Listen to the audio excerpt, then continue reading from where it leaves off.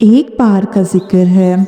एक पुरसुकून छोटे से गांव में जो जंगल किनारे आबाद था, वहाँ एक औरत अपनी दो बेटियों के साथ रहती थी। बड़ी बेटी क्लैरिस बिल्कुल अपनी माँ पर गई थी, तेज ज़बान, मगरूर और खुद पसंद।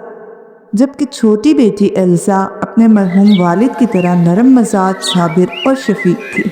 उनका घर बहुत सादा था, पत्थरों की दीवारों पर बेलें चढ़ी हुई थी और एक छोटा सा बाग था जहाँ एल्सा रोज जड़ी बूटियों और जंगली फूलों की देखभाल करती थी। वो गरीब जरूर थी, मगर उनके घर में हमेशा रोजमेरी और थाइम की खुशबू बसी रहती। जब सूरज पहाड़ों के पीछे छुपता तो सारा माहौल सुनहरी रोशनी में नहा जाता।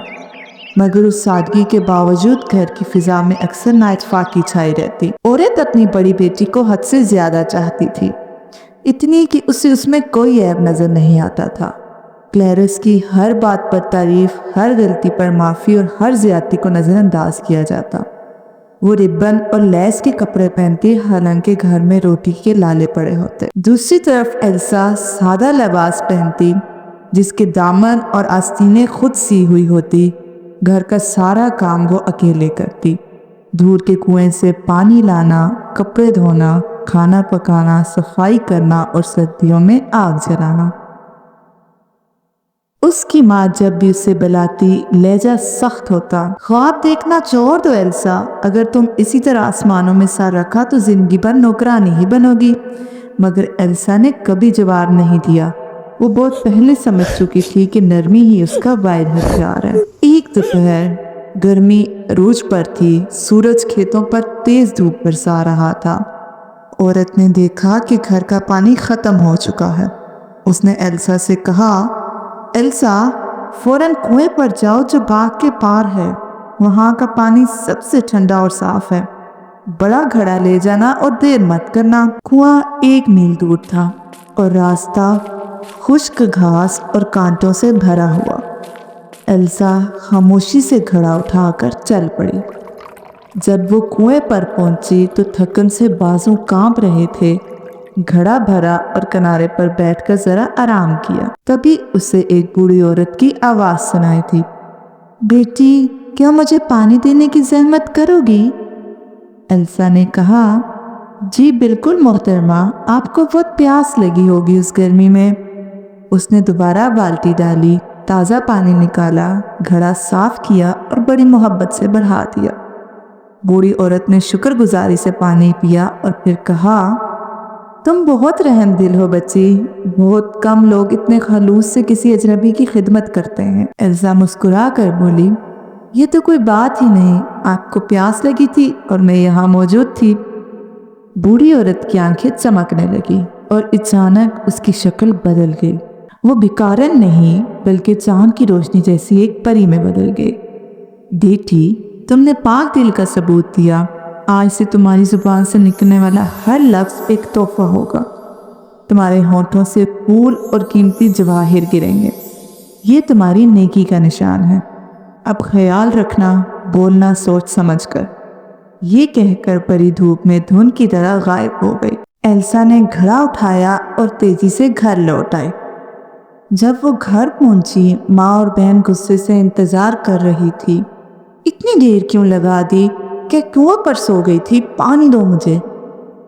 एल्सा ने कहा, माफ कीजिए माँ, और जैसे ही बोली उसके मुंह से एक हीरा और गुलाब का फूल गिरा। माँ चीख उठी, या खुदा, ये हीरा और फूल कहाँ से आ गए? एल्सा ने सच बताना शुरू किया और हर लफ्ज के साथ और ज्यादा जवाहिर और फूल जमीन पर गिरने लगे। माँ के दामन में दौलत भर गई। अब औरत के दिल में लालच ने जगह ले ली। उसने फौरन क्लैरिस का बाजू पकड़ा, अब तुम जाओ उसी कुएं पर और जो तुम्हारी बहन ने किया वही करो, हम दुगनी अमीर हो जाएंगे। क्लैरिस को यह ख्याल बिल्कुल पसंद नहीं आया। धूप में मील भर चलना और पानी भरना उसे नागवार गुजरा, मगर जब उसने मेज पर चमकते हीरों का ढेर देखा तो चुपचाप चल पड़ी। कुएं पर वो पहुंची तो परी फिर आई, मगर अब वो फकीर नहीं बल्कि एक खूबसूरत शहजादी की तरह थी। बेटी, क्या मुझे एक घूंट पानी दोगी? क्लैरिस ने गरूर से कहा, मैं अजनबियों की खिदमत के लिए नहीं आई, अगर प्यास लगी है तो खुद पानी निकालो। परी ने अफसोस से कहा, तो फिर तुम्हें तुम्हारे दिल के मुताबिक इनाम मिलेगा, तुम्हारे दिल के मुताबिक। ये कहकर वो गायब हो गई। जब क्लैरिस घर पहुंची और बोलने लगी तो उसके मुंह से मेंढक और सांप निकलने लगे। माँ चीखने लगी, घर खौफनाक आवाज़ों से भर गया। वो जितने मेंढक और सांप साफ करती ही उतने ही ज्यादा क्लैरिस के मुंह से निकलने लगते। माँ गुस्से से एल्सा पर चिल्लाने लगी, ये सब तुम्हारी वजह से हुआ है, तुमने अपनी बहन को बददुआ दी थी, निकल जाओ यहाँ से। एल्सा रोती हुई घर से निकल गई। रास्ते में शहजादे का काफिला गुजर रहा था। शहजादा शिकार से वापस आ रहा था। उसने लड़की को देखा और रुक गया। बीबी, क्या तुम किसी मुसीबत में हो? एल्सा ने जवाब दिया, नहीं हजूर, सिर्फ गम में हूँ। जैसे ही उसने कहा, उसके मुंह से मोती और सफ़ेद फूल गिरे। शहजादा हैरान रह गया। उसने एल्सा को घोड़े पर बिठाया और महल ले गया। बादशाह और मलका भी हैरान हुए। जब एल्सा ने झुककर सलाम किया तो संगे मरमर के फर्श पर हीरों की बारिश हो गई। शहजादे ने कहा, अगर आप इजाज़त दें तो यही मेरी ज़िंदगी का इनाम है, मैं इसे अपनी दुल्हन बनाना चाहता हूँ। और यूं एल्सा शहजादे की दुल्हन बन गई। जब वो बोलती, उसके होंठों से फूल गिरते, काया उसकी नरमी और मुस्कुराहट से मोहब्बत करने लगी। एल्सा की नरमी और सखावत से सारा मुल्क खुशहाल हो गया। उसकी माँ तन्हाई में मर गई, जवाहरात बेरंग हो गए और क्लैरिस जंगलों में भटकने लगी। उसके मुंह से निकलते मेंढक और सांप उसकी नहुसत का निशान बन गए। कहते हैं आज भी रात के सन्नाटे में उसकी बदुआओं की गूंज मेंढकों की आवाज़ में सुनाई देती है।